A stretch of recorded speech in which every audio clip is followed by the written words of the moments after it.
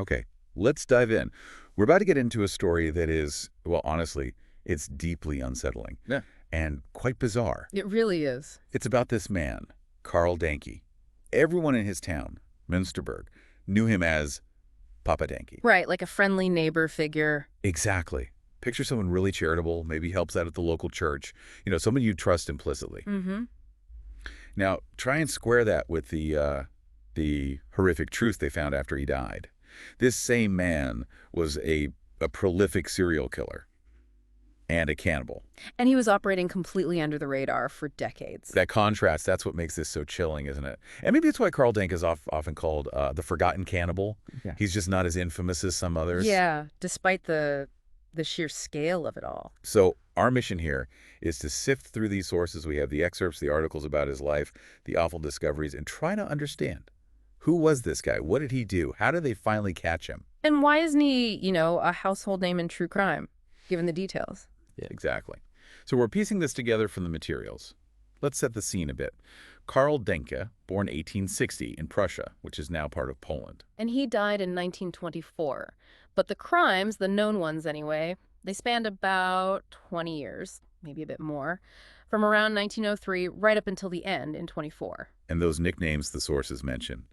The Cannibal of Münsterberg, the forgotten cannibal, sends a shiver down your spine. It does. And looking at his early life, based on these accounts, there wasn't much to suggest. Well, this. No, described as quiet, soft-spoken, apparently not great in school. Ran away at 12 for a bit, became a gardener's apprentice, just seemed like a normal, maybe slightly troubled kid building a life. And his finances were a bit up and down. Yeah, inherited some money, tried his hand at farming that failed, then he bought a house, became a landlord. But then inflation hit hard, right? He had to sell the house. He did, but apparently he refused to actually leave. He ended up living in just a small ground floor apartment in the very building he used to own. Which is interesting in itself. But then you have this deep, really disturbing disconnect. Exactly. Publicly, he builds this image. He's well-liked. People call him Papa. Even involved with the church. Yeah. Cross-bearer organist for a while. Yes, though the sources note he did quit his formal membership later on, but still, that was the face he showed the community. Charitable, dependable, Papa Denke. While behind closed doors, a completely different story.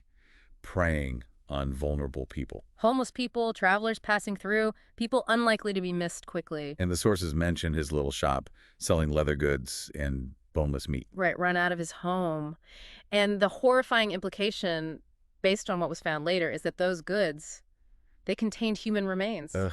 And there's also that detail about him possibly selling pickled flesh, claiming it was pork. Yeah, supposedly in the nearby city, Breslau, it's stomach-churning to even think about. The scale of it all is just, it's hard to comprehend. His own ledger apparently listed 31 names. But the sheer amount of human remains discovered later suggests, well, significantly more victims. Estimates range from 30, maybe up to 42, perhaps even higher. So decades of this. The first known victim mentioned is Idle Honor in 1903. And the last seems to be Rochus Pollock, right before he was caught. Which takes us to that night, December 21st, 1924, the beginning of the end for Denke. And it involves a man named Vincenz Olivier, a homeless drifter. And the awful irony here, as the sources point out, is that Olivier went to Denke's place specifically because Denke had this reputation for charity. He was known for helping people down on their luck. Denke apparently offered him 20 pfennigs just to write a letter for him, lured him in. And this is where it gets incredibly creepy and just weird. Olivier sits down, ready to write. And Denke starts dictating this bizarre phrase, Adolf, du fetter wonst. Which means, Adolf, you fat sloth. Right. Totally out of the blue. Olivier naturally is confused, maybe looks up or turns around. It sees Denke standing there, raising a pickaxe, about to strike him. Terrifying. Olivier reacted fast, ducked. But still got hit. A nasty gash on his temple.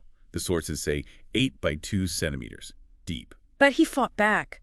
Managed to wrestle the pickaxe away from Denke, somehow got out the door, screaming for help. Yelling that this guy, Denke, had tried to kill him. Neighbors heard, called the police. But, and this is crucial, Olivier's story wasn't immediately believed. No, because who are you going to believe? A homeless guy or kind, respectable Papa Denke? Exactly. So, initially, Olivier was the one arrested. For vagrancy, for causing a disturbance. Unbelievable.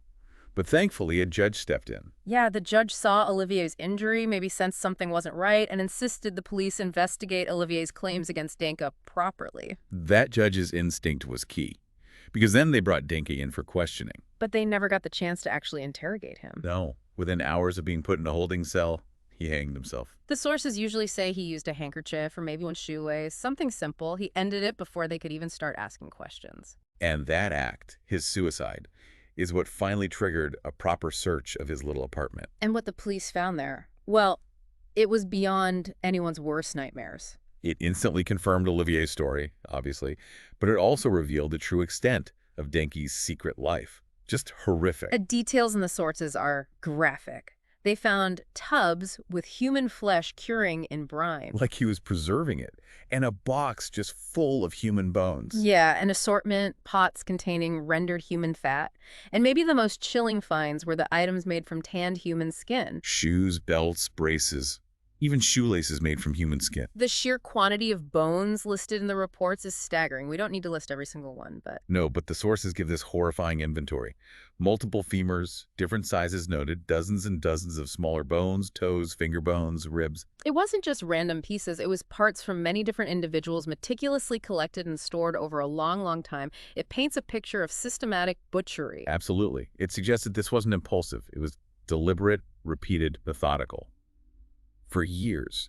And yet, even with all that physical evidence, so much about Karl Denke is still unknown. We still don't really know why. What was his motive? His exact methods for every victim. And the true number of people he killed. We might never know for sure. It's chilling that only 2 photos of him even exist, and the clear one, taken after he died, in the morgue. Yeah. It's strange, though, how his name does pop up occasionally in connection with other things, even if he's largely forgotten. Right, the sources mentioned that spree killer Wilhelm Bruckner seemed interested in him, had his name on a list. Fritz Lang, the famous director, cited Denke as an inspiration for his film M. Yes, that classic film about a child murderer. Yeah. There are comparisons drawn to the horror movie Motel Hell, too. And more recently, psychological profiles, true crime podcast episodes, like Case File. Even mentioned in songs by a couple of German bands. So traces remain, but he's not embedded in the public consciousness like, say, Jack the Ripper or others from that era. Which brings us back to where we started and back to you, the listener. That jarring difference. Pop Denke, church volunteer, charitable neighbor. And at the same time, this monster committing these unspeakable acts, hiding it all from his community for over 20 years. How could someone maintain that facade, be so well-liked, even loved by the community while doing that? Right under their noses. It really makes you question how much we can ever really know about what goes on behind closed doors, how deceptive appearances can be. So here's something to think about. If Karl Denke, this seemingly ordinary, liked man, Papa Denke, could hide such unimaginable horrors for so long and then fade into relative obscurity. What does that suggest about the layers of reality, maybe hidden just beneath the surface of everyday life? What other unsettling truths might still be out there, hidden in plain sight or just forgotten?